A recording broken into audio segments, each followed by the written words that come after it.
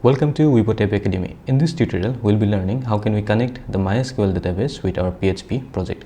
So at first, let me open the Sublime, and here I'll be creating a new file called database.php. Let me save this file, database.php.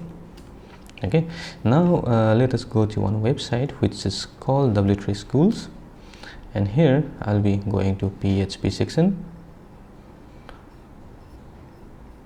learn PHP, and now on the left hand side let me scroll this section, and here MySQL database and MySQL connect. So I'll be scrolling down to the end of the section, and here I'll be using PHP PDO. Okay, so let me copy all the codes from this section and I'll be pasting it here. Okay, now let me open my PHP MyAdmin, and here I'll be creating a new database. Let's say Flutter PHP, enter, and I have created the database. And now here we have to change some values. Server name is localhost, username is root, okay, and password is null. And here I'll be creating one new variable which will be database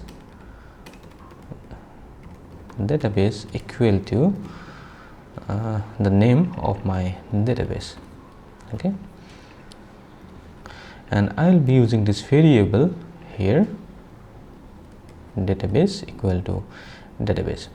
Okay, so now let me open this file on my browser, database.php, and we have successfully connected our database with our project. So if I change any value in the name of the database, then so here what I can see is that my connection has been lost.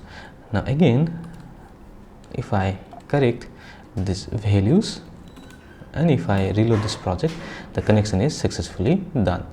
So in the next video we will be working on the registration page.